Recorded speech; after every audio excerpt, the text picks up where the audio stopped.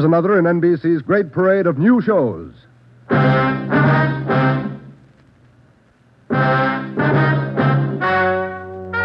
Ladies and gentlemen, the story you are about to hear is true. Only the names have been changed to protect the innocent. NBC brings you Dragnet.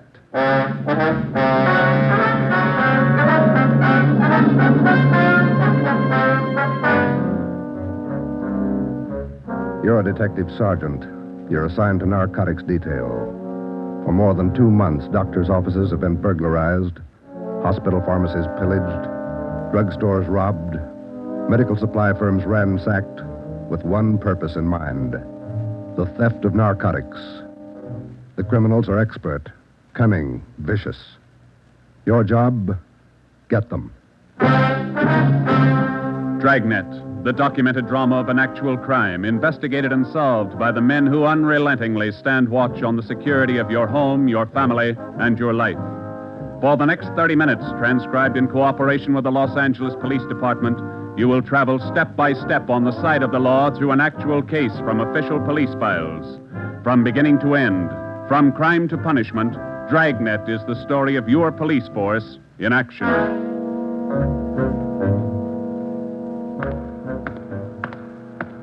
It was Thursday, March 23rd.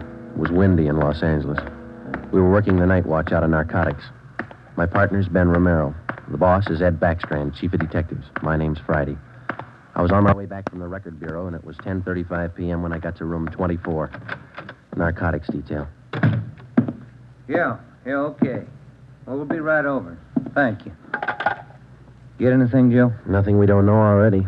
How about you? That was the county hospital on the phone. Doc Welch. Pretty fair lead. I told him we'd be right over. What's he got? One of our informants, Benny Trounsel. Ready? Let's go. What's with Benny? It's bad shape. Somebody worked him over. They found him in an alley off of South Main. Yeah? Doc says Trounsel talked before he passed out. Anything good? He claimed he knows who's running the new dope racket in town. Says they got him. No, let's take the stairs here, huh? Why should they bother with small fry like Benny? That's what I'm wondering. Blackmail, maybe. Benny's still on the needle? Maybe that accounts for his story. Doc says his skull is fractured. Morphine doesn't do that to you. Yeah. Benny mention any names? I don't know. Doc didn't say. Here's the garage. Come on. When did they pick up Benny? About an hour ago. He had a pocket full of bundles on him. Heroin. Trounsel's small fry. He never had that much dope on him in his life. That's what makes it interesting. Let's go.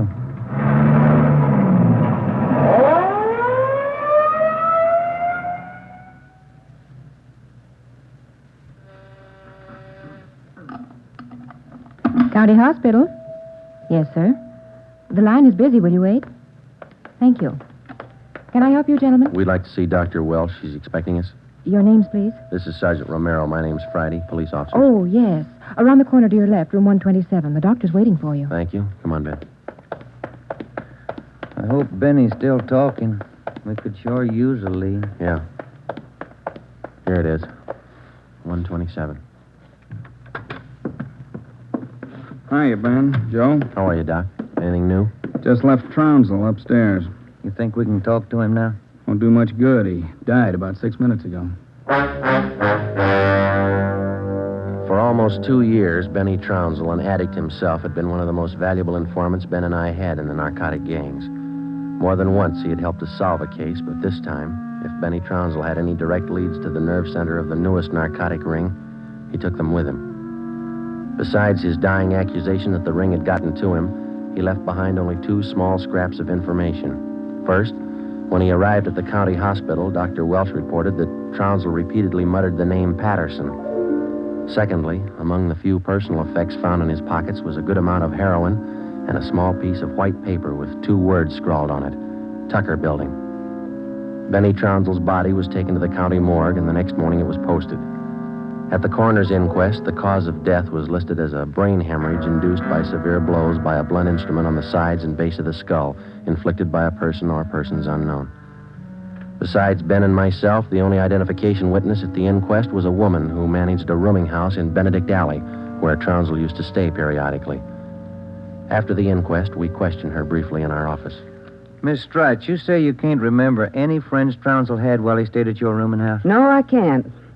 Besides, if I knew that man used dope, I never would have rented him a room. How long did he rent from you, Miss Strite? Oh, about 6 months. I run a respectable house. I don't mind if my people drink a little now and then, but those dope users, no, sir. Did you know anything about Trounsel, Miss Strite? Where he spent his time, where he had his meals? Well, don't serve at my place. Too much trouble. Most of the people eat at the Ace lunchroom, down the corner. Where's that, Miss Strite? Grant and South Main, right on the corner. And you think Trounsel might have spent some time He there? might have, I don't know. Miss Strite, did Trounsel ever mention anyone by the name of Patterson? No. Patterson? No. And you can't recall any friends he might have had? He had any friends and never set foot in my house. That's all I know. All right, Miss Strite, thank you. Here's a card, ma'am. If you come across any information about Trounsel, we'd appreciate it if you'd call us. All right. That all? That's all, ma'am. Thank you. Well, bye. Goodbye, ma'am. Big help. Yeah, not even a good identification witness. You got those listings we made on the Tucker building? Yeah. Yeah, let's see. Here it is. Okay, let me have it, huh? Tucker building, 7310 South Wilshire. I wonder what Benny Trounsel could have been doing out there. Shouldn't be too hard to check. It's a small building. Yeah. 6 listings for the whole place. A couple of law offices, real estate guy, dentists, architect, and a doctor. One dentist, one doctor could be a lead. Maybe. Pretty thin. Friday, Romero. You got a minute? Yeah, Skipper. Come on, Joe. Yeah. What do you got, Ed? Letters.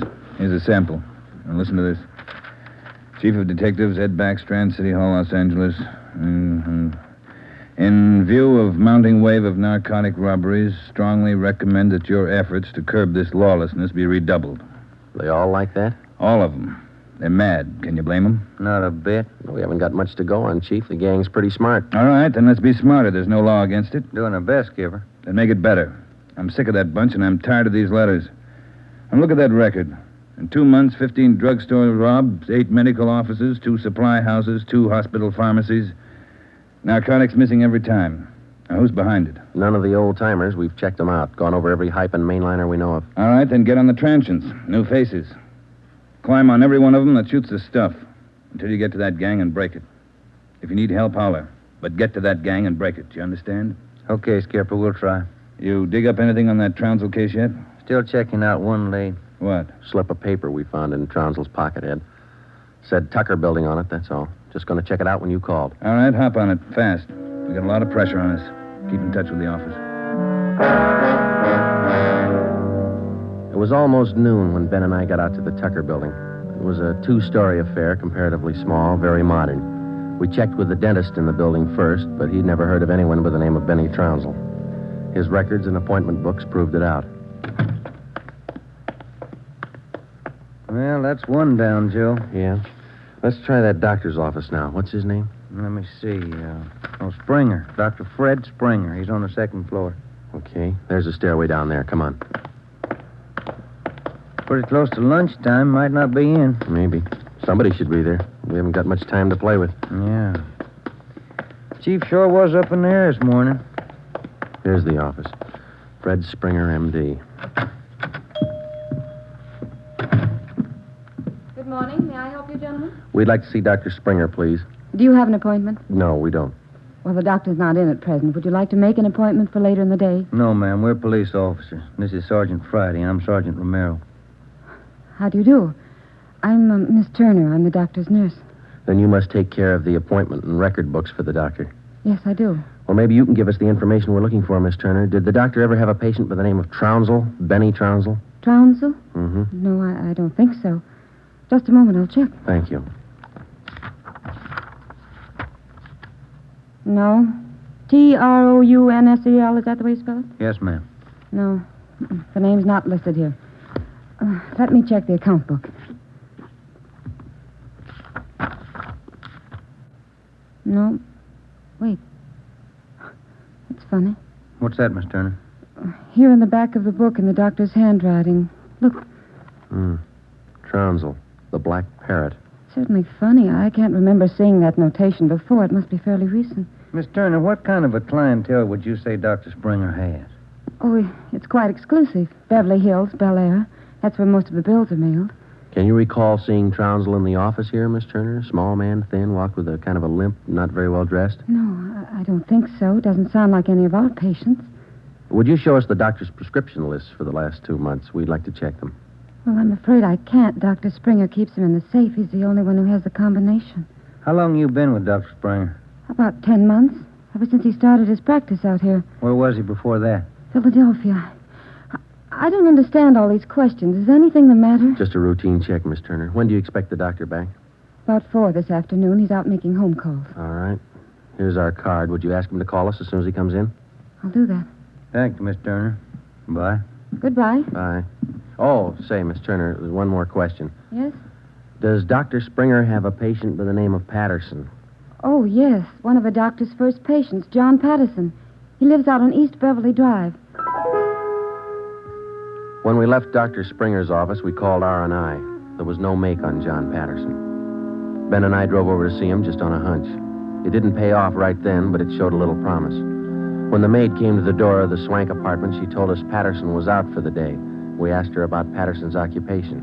She didn't know. We asked her about his friends, his business acquaintances. She could remember only 2 people visiting the apartment. One of them was Dr. Springer, apparently a constant visitor. The other, a tall, dark man who spoke bad English. We asked the maid how long she had worked for Patterson. She said ever since he moved to Los Angeles, about 6 months before. A few things started to fall into place, but it was strictly a guesswork operation. Ben and I got in the car and headed for the south end of the city to check out some of the places Benny Trounsel was supposed to have frequented. We met a stone wall. From the Ace lunchroom near Benny's former rooming house to the Black Parrot. No one was willing to talk. Threats didn't work, and neither did promises. Ben and I gave up for the moment and headed back to the office. Pacific Ambulance 1, call to Alhambra is now code 3. Seems like Skid Row doesn't want any part of this one. Yeah, there's a bad feeling. Something's got him scared. Sure would like to know what it is, or who it is. Yeah, I'd like to know the answer to Unit that, too. 80K. Control 1 to Unit 80K. Us, Joe. Get it, will you? I got it. 80K to Control 1. 80K to Control 1. Go ahead. 80K. Call station 2511, code 3. 80K to Control 1. Roger. KMA 367. Wonder what that's all about. Well, let's find out. There's a drugstore. They ought to have a phone. Pull over, huh? You got a nickel? Oh, yeah, sure. Thanks. I'll be back in a minute.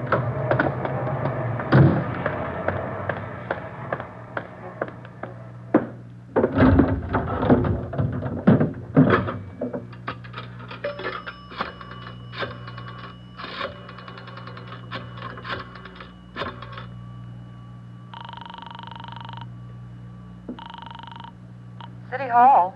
2511. Thank you. Chief of Detective's Office, Hannon.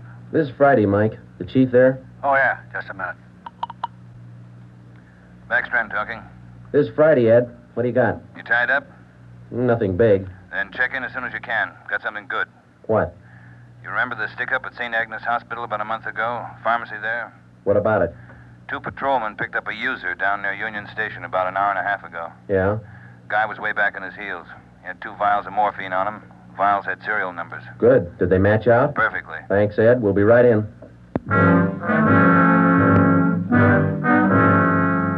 When Ben and I got back to the office at 3:52 p.m., we picked up Chief Ed Backstrand and went directly to the crime lab, where Lieutenant Lee Jones analyzed the contents of the 2 vials taken from the suspect. Jones told us it was high-grade morphine. We went back to the office and double-checked the serial numbers on the vials with the crime report on the St. Agnes Hospital robbery. They matched.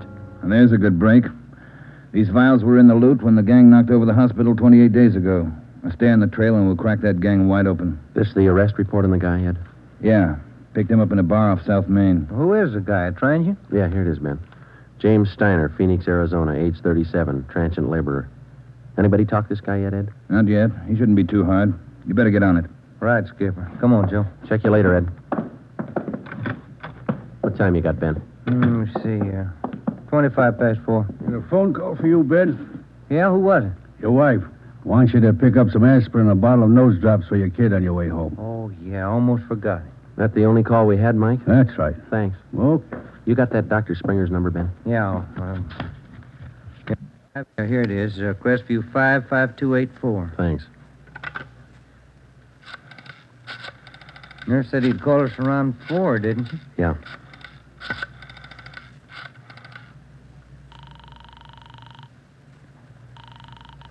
Dr. Springer's office? This is Sergeant Friday down at the police department. Dr. Springer there? Well, no, he isn't, Sergeant. He called in about 20 minutes ago, and I gave him your message. He said he'd call you. All right, Miss Turner. When he comes in, tell him to call us. Impress on him. It's urgent. All right, Sergeant, I'll do that. Goodbye. Goodbye. No luck? I don't know. Just a hunch. He may be ducking us. Who are you calling now? State Medical Board. Maybe they can check us out on Dr. Springer. I put the call through to the State Medical Board and asked for a check on Dr. Fred Springer. They said they'd call back within the hour. In the meantime, we had James Steiner brought to one of the interrogation rooms for questioning. It was all talk. Look, it's like I told the sergeant when they booked me. I don't know anything about this hospital job. Sit down, Steiner. Oh, all right, thanks. How long you been in the city, Steiner? L.A.? Oh, about a month. I came from Phoenix, looking for work. Things are pretty slow in Phoenix. Where'd you get the morphine? Huh? I said, where'd you get the morphine? The stuff? Oh, I bought it. Just for a pop now and then. I just play around with it. Just for kicks. Who'd you buy the vials from? Who? I don't know. A guy in a bar gave me a price. Which bar was that? Which bar? The Black Parrot. I'm not hooked. I just play around with it just for kicks. What did the guy look like, Steiner? What did he look like? I don't know. Tall, I guess. Would you remember him if you saw him again? Remember? Sure. I talked to him a couple of nights at the bar. Was he on the stuff? Was he a hype? Hype? Yeah, maybe. Tall fella, dark. You shooting the stuff? Shooting the stuff?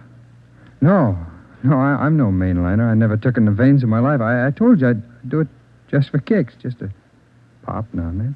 Take off your shirt. Let's see your arms. Huh? My arms? Come on, take it off. Well, Who are you kidding, Steiner? Your arm looks like a pincushion. I told you just once in a while, just for the kicks. I'm not hooked on it. They found 2 vials of stolen morphine on you, Steiner.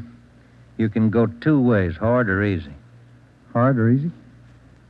I told you I ain't done nothing. I bought this stuff. I use a cap or a bindle once in a while for kicks, but I'm not hooked. I bought the stuff, I tell you. Who was he, Steiner? Who sold it to you? Who? I told you I met him in a bar, the Black Parrot. Who was he? He was tall. Dark. He gave me a good price. Come on, let's have it, Steiner. His name. I'm feeling sick. You got something for me? I'm sick. All right. Mike. Yeah, Joe. Get some milk. A couple of quarts right away. Okay, Joe. You ready to tell us, Steiner? Who was he? I'm sick. I'm sick. We're getting some milk for you now. Come on, you better talk. Max. That's all he said. Name was Max. He gave me a good price. I only take a pop now and then just for kicks. You think you could point him out for us? Yeah. Maybe. I'm sick. I'm sick. Narcotics, Romero. Hello. This is Dr. Springer calling. You wanted to talk to me. Yes, we did, Doctor, and we've got a few questions we'd like to ask you. Oh, hold on just a minute, will you? It's Dr. Springer, Joe. All right, tell him we got to see him tonight. We'll call him back later. Dr. Springer? Yes? Sorry, Doctor. We'll have to see you later on tonight. You be at home? Well, I have an appointment this evening. Would you mind telling me what this is all about? Sure, Doctor. It's about a man named Benny Trounsel. Oh. I see. And if you don't mind, we'd like to check over your prescription list with you. Yes. I'll cancel my appointment. You can contact me here at home. 1538 South Road. I'll be here all night. All right, Doctor. Thank you. We'll see you later, then. Yes. Goodbye. Goodbye. What'd he say? All right? Yeah, it's all right. I'll buy that hunch of yours now, Joe. Dr. Springer, he knows who killed Benny Trounsel. I bet he knows why. When Mike Hannon came back with the milk, we fed it to Steiner, and then we put him back in his cell. We put in another call to John Patterson out on East Beverly Drive, but there was no answer. We left word with Hannon where we were going, and then Ben and I headed out for Dr. Springer's home. It was 7:35 when we pulled up into the driveway at 1538 South Road, a low, rambling ranch-type home. We got out of the car and made our way down the path to the front door. A gray Persian cat followed us.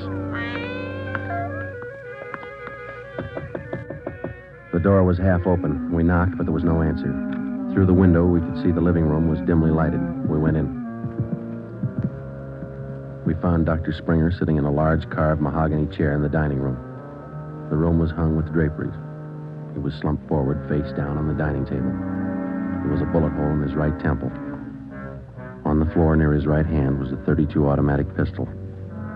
In the center of the dining table was a piece of white paper. Looks like he beat us. Yeah. Any names on that confession? One says he killed Trounsel. No, wait a minute. It says, John Patterson. He forced me to this. What? I don't know. What's it look like to you? Here's another one. Norberg. That's all it says. And then he signed his name, Dr. Fred Springer. Ben, come over here. Look at these. Hypodermic needle. It works. Is this morphine? White powder. Could be. Then he was on it himself. Looks like it. We'll find out when they post him. I'll get it. Yeah. Sergeant Friday there, please. This is Joe, Mike. What do you got? Can you talk all right there? Yeah, go ahead. Just got a kickback on your call to the state medical board on this Dr. Fred Springer. Mm-hmm. He's not a registered physician in the state of California. Besides that, his license was revoked in Pennsylvania 2 years ago. Illegal operations. That explains it. Notify homicide. Get the crime lab in the corner out here, will you? Looks like Springer shot himself. Okay, Joe, right away. We'll wait for him, but hurry him up, Mike. We got a couple more places to check out tonight. Okay, Joe, see you later. Right. What's next? Patterson place? I don't know. Maybe we ought to try Steiner first. Sounds good to me. Feels like we're getting close. Yeah, Ben. Real close.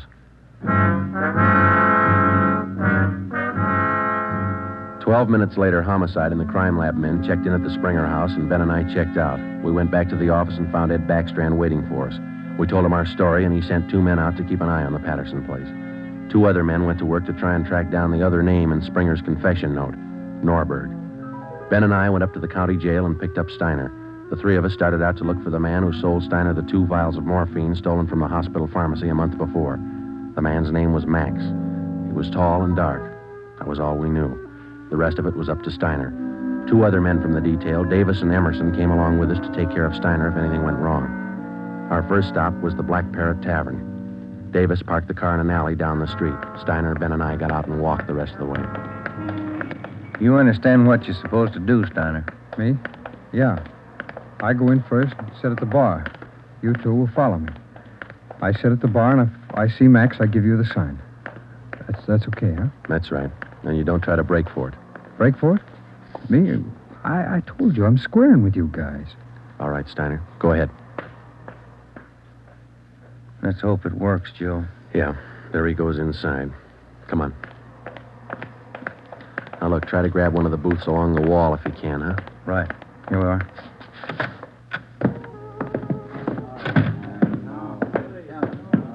The first booth, Ben, it's empty.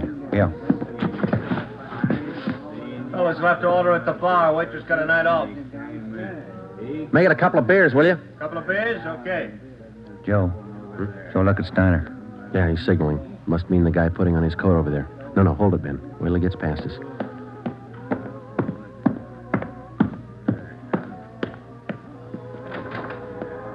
All right, get Steiner back to the car. I'll tail the guy. You come after me.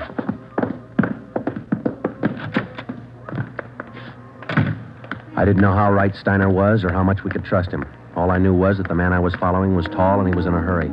I followed him 3/4 of a block before he turned in at a motel. He went to a cottage at the rear of the lot, let himself in, and closed the door quickly behind him. A minute later, Ben and the others pulled up in the car.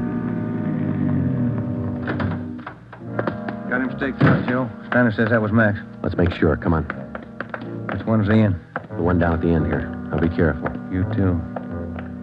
All right, here we are. Wait a minute right there.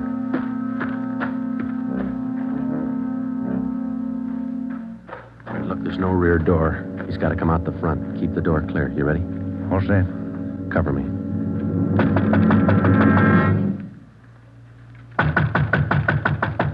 Open up in there. Who is it? Police officers, open up. Just a minute. All right, Ben, give it back to him. Don't shoot, we'll come out. All right, throw your guns out first, then come out with your hands behind your head and make it fast. Watch it, Ben, he's making a break. Whoa, All right, mister. That's far enough. Get out of my way. Get out of Get him, Ben. That's good, Ben. You all right? He didn't mean it, Copper. He didn't mean it. He didn't know what he was doing. Well, that must be a good excuse, lady. A lot of people use it. Come on, Ben. Let's take him in.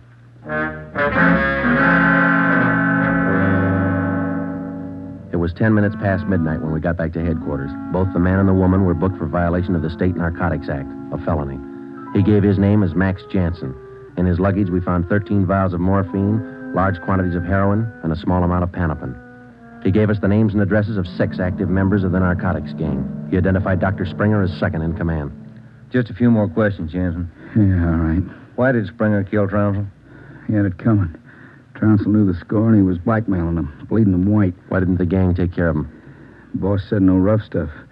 Things were going too good. He warned Springer, but he wouldn't listen. All right, Jensen, just one more question. Who's the boss? Do I get off light? State's witness? It might help. We can't promise you anything.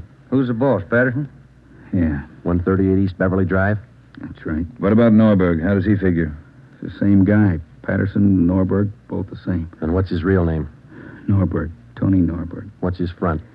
He's legit, or he used to be. Importing business. Where? Here. Got an office downtown. Do I get protection? Where's Norberg now? Home out in Laurel Canyon. Do I get protection? I thought you said he lived out on East Beverly. His apartment. His home's out in the canyon. Where? What's the address? Do I get protection? You'll get protection. Winding Way. 860 Winding Way. All right, Friday. Romero, take some men with you.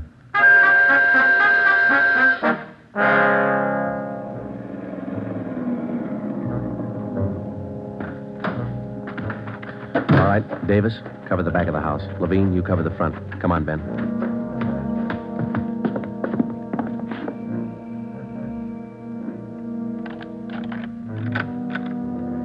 Yes? Mr. Norberg in? Who's calling? Police officers. Oh, come in, won't you? Thank you. Now get your hands up. Face the wall. You'll never make it, lady. The house is surrounded. Tony, get the stuff. It's our only chance. They'll cut you down, Norberg. All right, Jeannie, give him the gun. Don't be a fool. They're going to march out the door in front of us, right to the car. I'm not going, Jeannie. Try it if you want. I'm not going. All right, Tony, stay. Come on, coppers. You'll never make it, lady. I said move. Fast. All right, Ben, hit the dirt. She's going for the car. See if you can get those tires.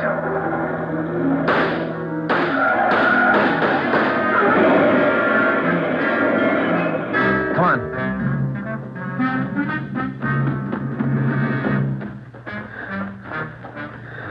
Dead? Yeah. Norberg was smart. Must be the girlfriend. Guess so. Wonder why they start. Hmm? Why did they get on the stuff, Joe? For kicks, Ben. None of them ever get hooked. Just for kicks. The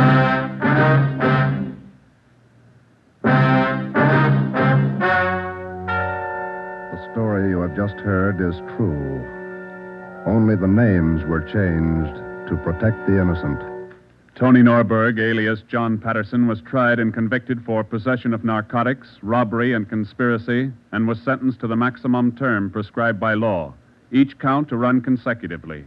He died 3 years and 11 days after his arrival at the state penitentiary.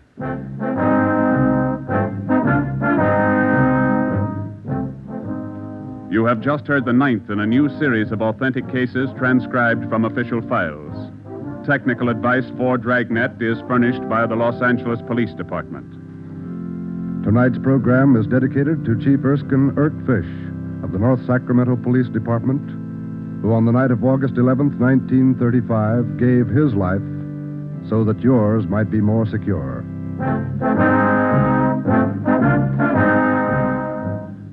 Dragnet came to you from Los Angeles. This is NBC, the national broadcasting company.